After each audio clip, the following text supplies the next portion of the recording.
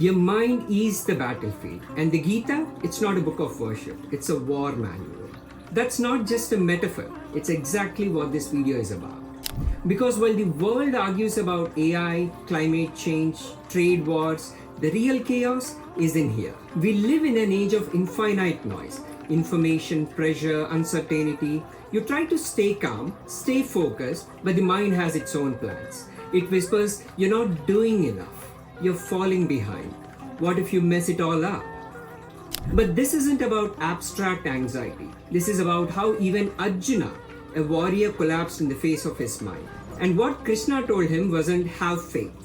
It was train your attention, let go wisely, watch the loops.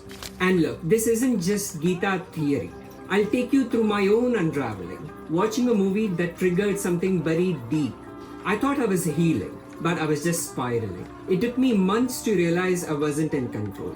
The movie was gone, but the story in my head kept rolling. That's the real enemy, untrained attention feeding old patterns. But here's what changed everything.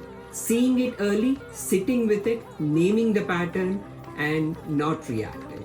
That's what this video offers. Not a promise of peace, but a path through the noise, using Abhyasa and Vairagya the way Krishna meant it. No lectures, no renunciation, just practical tools, deep pattern breaks, and a new way to live with your mind without letting it own you. And this isn't a spiritual bypass, this is inner war, and it starts right here. Let's begin.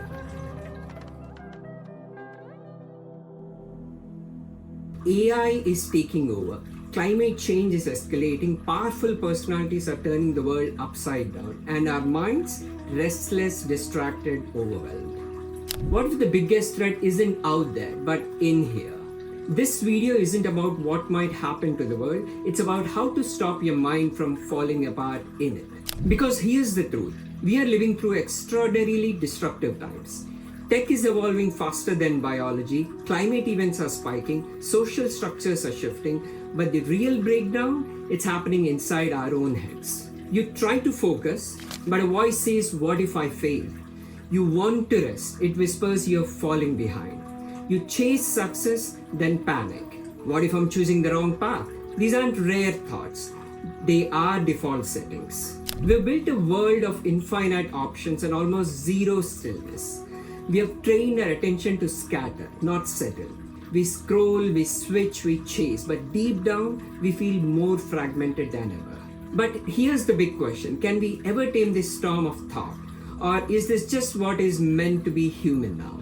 When people hear Bhagavad Gita, most assume religion, rituals, renunciation, monks, and saints. But that's not what it is. The Gita is not a retirement plan for the soul. It's a war manual for the mind. It wasn't spoken in an ashram. It was delivered in the middle of a battleground to a man who was breaking down. That man was Arjuna, a prince, a warrior, and a leader. In chapter 6 of Bhagavad Gita, even he says, Krishna, my mind is like the wind. I can't control it. The mind is restless, turbulent, strong, and stubborn. Controlling it is like trying to catch the wind. By the way, this isn't just poetry, it's diagnosis. This is the Gita saying, yes, the mind is hard. And Krishna, the Lord, instead of brushing it off, says, yes, it is tough, but it's not impossible. He doesn't shame Arjuna, he dignifies the struggle. Then hands him a toolkit, which has two tools in it, Abhyasa, the practice, and Vairagya, detachment. These aren't abstract concepts, they're psychological tools. And they change the course of a major war, the biggest of its times. So yeah, they might help you through your next panic spiral. Let's begin with Vairagya.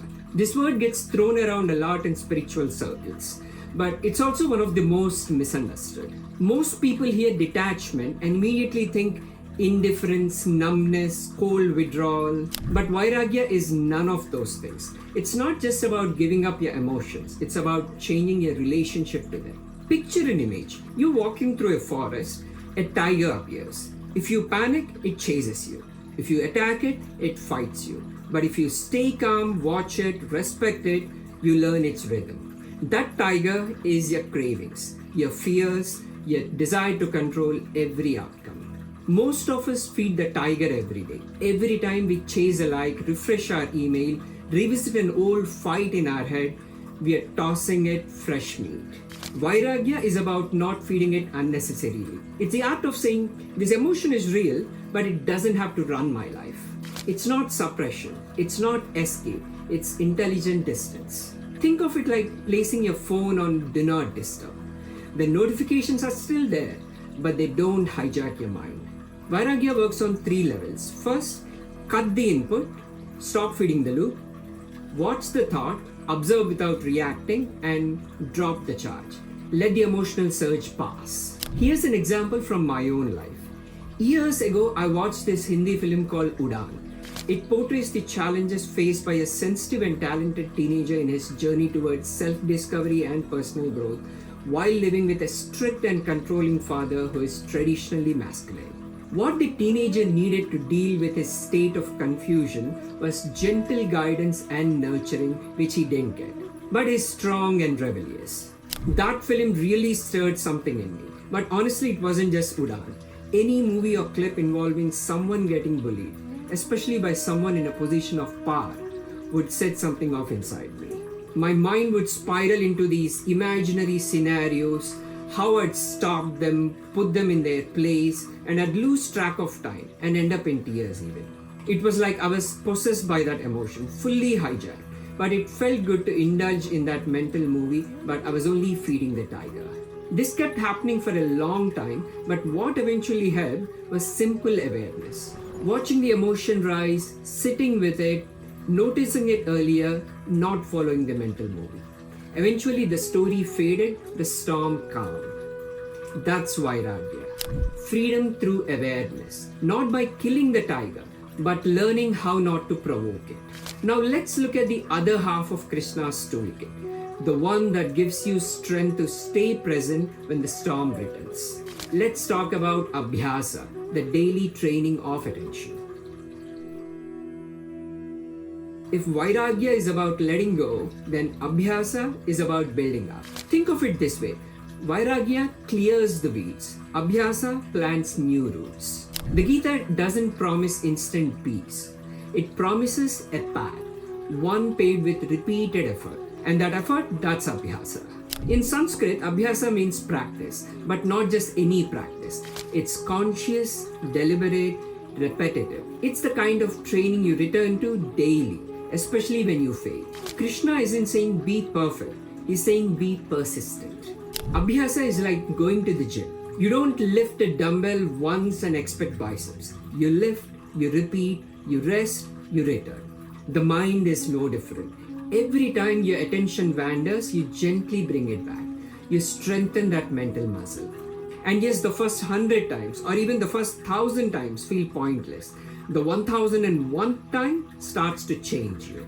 One of the most powerful things about Abhyasa is its humility. You don't need to believe in God. You don't need to sit for hours in a cave. You just need to show up again and again.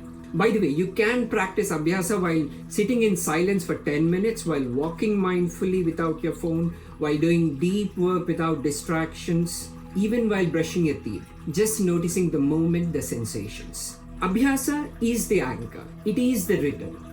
It is the reminder that I'm not my thought, I'm the one who sees it. And the more you return, the easier it becomes to stay. You don't get dragged into every craving. You don't spiral every time someone criticizes you. You begin to act, not just react.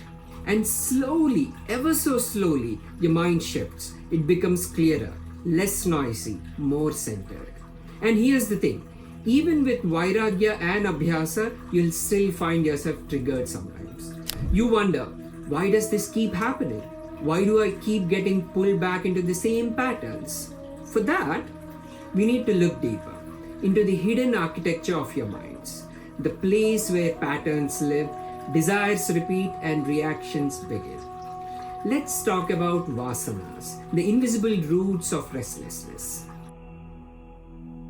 Have you ever noticed how certain triggers hit you hard, even when you thought you had worked on yourself, even after journaling, meditating, and healing? Suddenly a small comment from someone sets you off.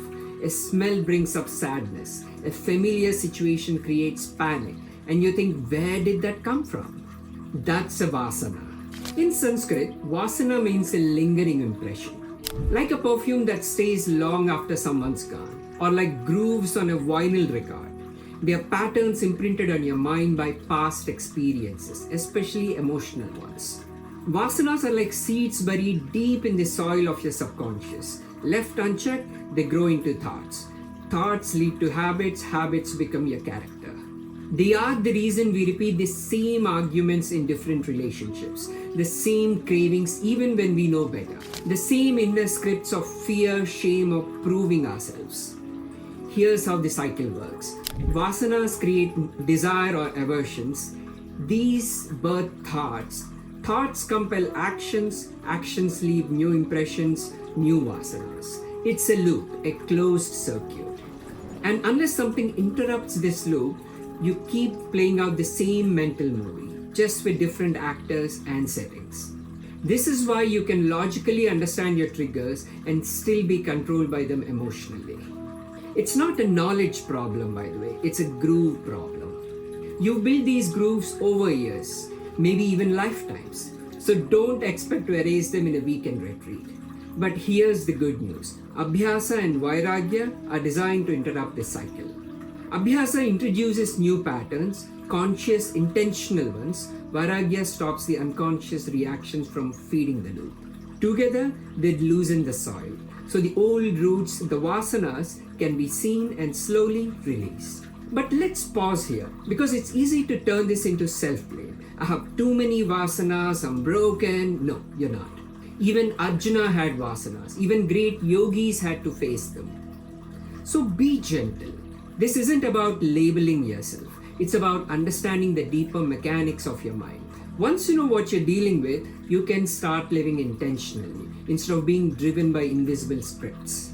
So what does this actually look like in practice? How do you start applying Abhyasa and Vairagya to your vasanas today? Let's bring it all together with a practical roadmap. This is where we stop talking about taming the mind and actually start doing it. Welcome to the daily path of petting the tiger.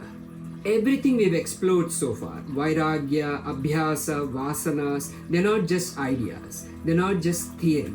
They are meant to be lived. This channel is called Pet the Tiger because your mind is not a monster to defeat. It's not a threat to escape.